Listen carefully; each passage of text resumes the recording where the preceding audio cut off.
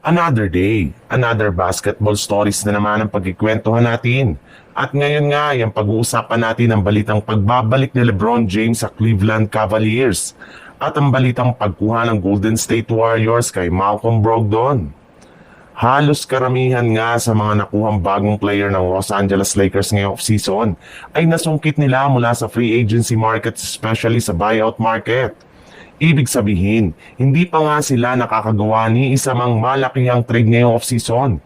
Pero ayon rin naman nga sa ibinulgar ng isang NBA insider, posible rin naman nga na mangyari ito sa mga susunod na linggo lalo pat tuloy na tuloy pa rin nga daw ang pagkuha ng Los Angeles Lakers sa kanilang mga target sa trade. At base nga sa isang source, isa nga daw sa mga target na makuha pa ng Lakers bago magtapos ang off-season ay si Nikola Vucevic. Bukod rin dyan, ay may lumabas rin naman ng balita ngayong araw na isang 14 trade proposal na pwedeng gawin ng Lakers kasama ang mga kupunan ng Cavaliers, Charlotte Hornets at Brooklyn Nets. Bali dito nga ay makukuha ng Nets sina Grant Williams, Dion Wade at isang future draft pick. Masusungkit naman dito ng Hornets si Jarrett Allen. Makukuha naman dito ng Lakers sina Max Strus at Darius Garland, habang ang Cavaliers naman ay makukuha sina LeBron James at Bronny James. Sa ibang balita naman, maliban nga sa plano ng Golden State Warriors na pag-trade nila kay Jonathan Kuminga, balak rin naman nga ng kanilang front office na kumuha ng mga bagong player sa free agency market.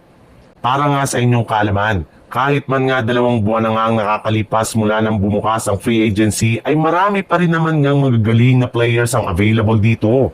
Kabilang sa mga target nila makuha ay sina DeAnthony Milton, Seth Curry at maging si Al Horford na matagal nilang kinakausap ng mga nagdaang linggo.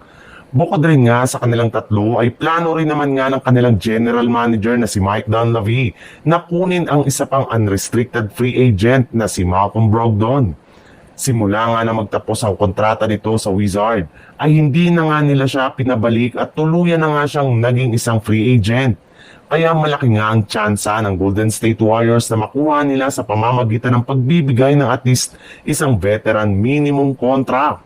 Sa mga hindi nga dyan nakakaalam, last season nga ay nag-average ito sa Wizard ng 12.7 points, 3.8 rebounds at 4.1 assists. At bagamat man nga paunti-unti nang humihina ang kanilang galaw sa loob ng court, ay maaari pa rin nga siyang magkaroon ng impact sa Golden State Warriors off the bench, lalo na pagdating sa playmaking at scoring.